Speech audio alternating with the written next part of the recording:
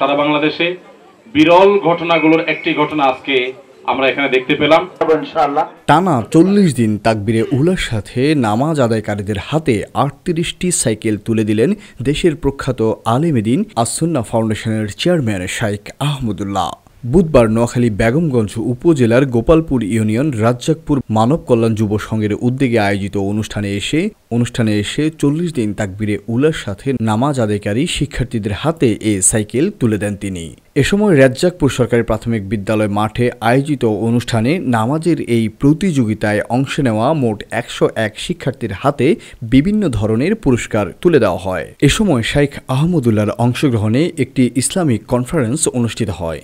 সেখানে ইসলামের নানা দিক তুলে ধরে তিনি বক্তব্য রাখেন। সারা বাংলাদেশে বিরল ঘটনাগুলোর একটি ঘটনা আজকে আমরা এখানে দেখতে পেলাম যে ঐতিহ্যবাহী নোয়াখালী জেলার বেগমগঞ্জ থানার গোপালপুরের রেজ্জাকপুরের এই 4টি মসজিদ বাংলাদেশে আজকে একটি নতুন ইতিহাস রচনা করেছে।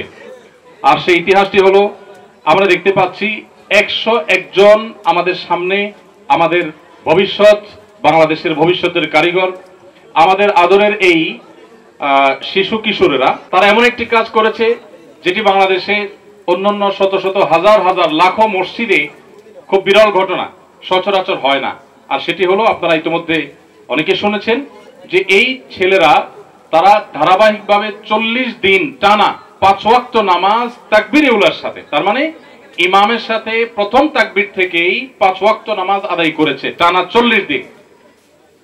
এই বিরল ঘটনা এবং তাদের এই বিরল অর্জন, এটার জন্য আজকে তাদেরকে সম্মাননা প্রদান করা হচ্ছে। রাজ্জাকপুর মানব কল্যাণ যুব সংঘের উদ্যোগে অত্র এলাকার বেশ কয়েকজন ব্যবসায়ী এবং প্রবাসীদের অর্থায়নে এই আয়োজনটিতে বিশেষ অতিথি হিসেবে অংশগ্রহণ করেন বাংলাদেশ সুপ্রিম কোর্টের সিনিয়র আইনজীবী advocate Belal Hossain, Bangladesh police additional IGP জনাব মোহাম্মদ শাহজাহান, 2 নং গোপালপুর ইউনিয়ন পরিষদের চেয়ারম্যান মোশাররফ হোসেন মিন্টু সহ বিভিন্ন গণ্যমান্য ব্যক্তিবর্গ।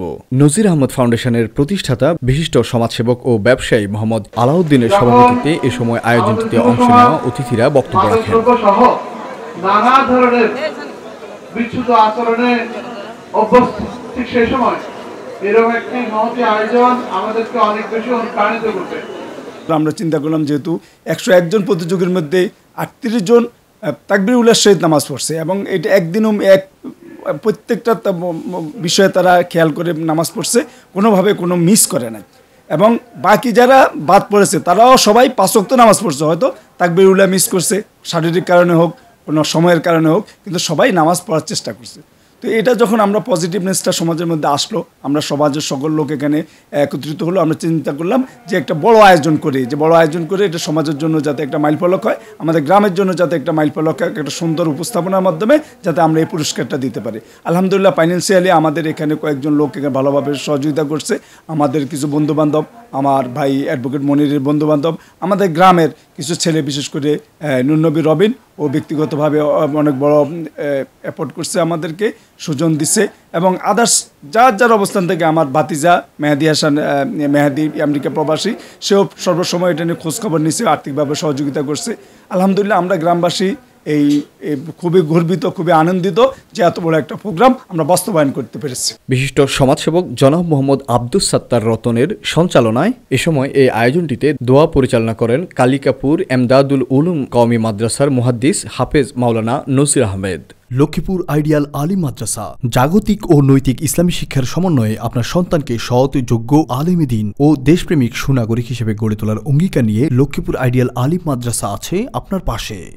এখানে প্লে থেকে আলিম পর্যন্ত সাধারণ বিভাগ, বিজ্ঞান বিভাগ, হিফজুল কোরআন ও গার্লস শাখায় ভর্তি চলছে। এখানে রয়েছে উন্নত যোগাযোগ ব্যবস্থা এবং রুচিশীল ও শিক্ষাবান্ধব পরিবেশ, আবাসিক অনাবাসিক ডে কেয়ার ব্যবস্থা। লক্ষ্মীপুর আইডিয়াল আলিম মাদ্রাসা, কোর্ট বিল্ডিং সংলগ্ন, জমুল স্টেশন, সদর, লক্ষ্মীপুর। নোয়াখালী টিভি, বৃহত্তর নোয়াখালীর প্রতিচ্ছবি।